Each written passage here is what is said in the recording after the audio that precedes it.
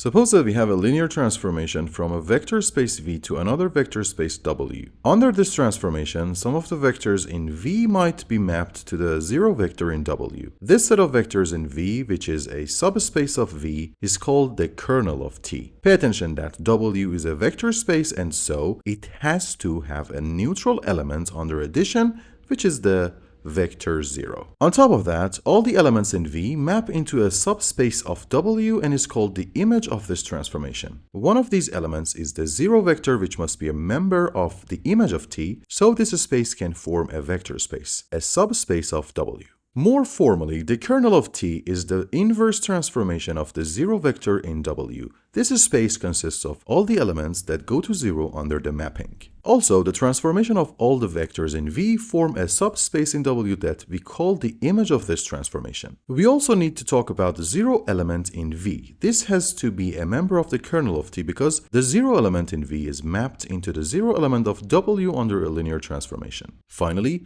V is the domain of this mapping and W is the codomain of this transformation. Let's keep this picture in our mind. If the kernel has only one element, it has to be 0 because 0 is always mapped into 0 and the origin doesn't change under a linear transformation. In this case, the linear transformation is injective or 1-to-1. Also, if the image of the transformation covers all the codomain, the transformation is surjective or onto. In this case, we have an isomorphism, which is a bijective transformation. So, if the kernel has only one element, which is 0, and the image covers all the codomain, we have an isomorphism. And for an isomorphism, the dimension of the two vector spaces, the domain and the codomain, are the same. Let's see an example of a transformation which takes a 3D vector and gives a two-dimensional one. To find a kernel, we must find the x, y, and z so that they are mapped into the vector 0 and 0.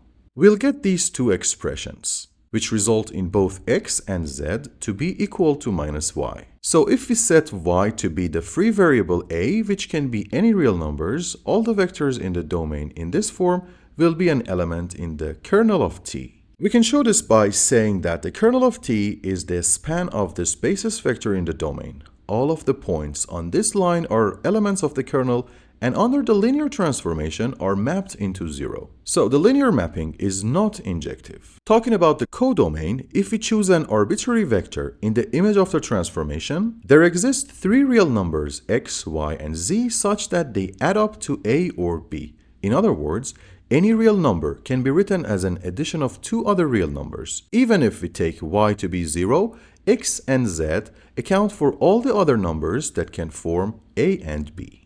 So the image of the transformation is equal to R2 and covers the codomain. And this transformation is a surjective one. Now we are going to talk about a really important theorem in linear algebra called the Rank-Nullity Theorem, or the fundamental theorem of linear mappings. It suggests that the dimension of the kernel of a transformation plus the dimension of the image of the transformation gives the dimension of the domain. Suppose that the matrix representation of this transformation is shown by A of T. The null space of this matrix is associated with the kernel, and the column space of this matrix is associated with the image of this transformation. Pay attention that the terms null space and column space are used for matrices, but the kernel and image are more general terms. So, for this transformation, all the vectors that this transformation matrix takes to 0 is a vector in the null space, and the column space is the span of all the columns of the matrix. The dimension of the null space or the kernel is called the nullity, and the dimension of the column space or the number of linearly independent vectors in this set is called the rank of this matrix representation. In other words, nullity is the number of non-pivot columns of the matrix representation of T, and rank is the number of pivot columns of the matrix representation. Let's see an example from R3 to R3 given by this matrix. We are asked to find a kernel or null space.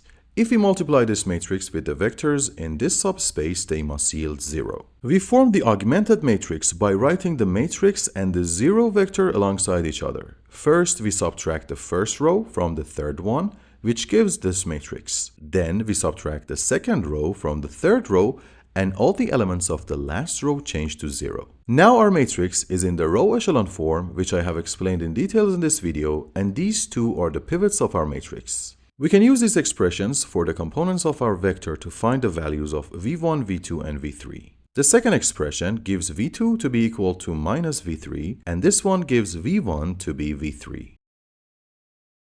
So if we take v3 to be a, which is a free parameter, the kernel is the span of this vector, meaning any vector like this is scaled by any real number. Now let's find the image. We know that these two columns are the pivot columns of our matrix. So the first and second columns of our transformation matrix are linearly independent, but the third column is a non-pivot column and can be written in terms of the first and the second columns. So the image of T is the span of these two vectors, which are the first and second columns of our matrix representation, which are linearly independent and can span a two-dimensional subspace in the codomain of the transformation. So the dimension of the kernel is 1, and the dimension of the image is 2. And the Rank-Nullity Theorem is confirmed by this example. However, this is not a proof. I just wanted you to see how we can actually find the rank and the nullity of a transformation matrix. In the last part of this video, we are going to prove this theorem for a more general case in which the dimension of V is n and the dimension of W is m. Suppose that the kernel is a k-dimensional space which can be spanned by this set of basis vectors in the vector space V. In fact, these basis vectors are simultaneously the basis vectors of both V and the kernel, which is a subspace of V. Also, we can span the vector space V using these basis vectors and n minus k other vectors that span the other vectors outside of the kernel. The kernel is k-dimensional, and these are the n minus k remaining vectors. If we map these basis vectors using this transformation, we get n minus k vectors in the vector space W. If we can prove that these mapped vectors span the image of T and also linearly independent, they can form a set of basis vectors for the image of T. We'll start with a vector v in the vector space V, which can be expressed as a linear combination of the basis vectors in V we introduced earlier. We can also find the mapped elements by transforming each of the vectors in V. By acting the mapping on the basis vectors of V, we get this expression. This one is 0 because these are a linear combination of the transformed basis vectors of the kernel, all of which are 0. So we can write each mapped vector as a linear combination of the transformed basis vectors Vj. So these transformed basis vectors span the image of T. Also, there is a linear combination of these vectors with the coefficient Cj that gives the 0 vector in W. We can see the transformation acting on the linear combination. What we have here is a vector in the kernel. That must be a linear combination of the basis vectors Uj, not Vj. It shows that all these coefficients must be 0.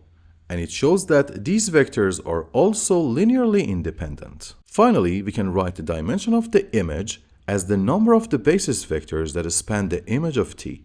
There are n minus k basis vectors, so the dimension of the image is n minus k. N is the dimension of the vector space V, and k is the dimension of the kernel. And this theorem is proved.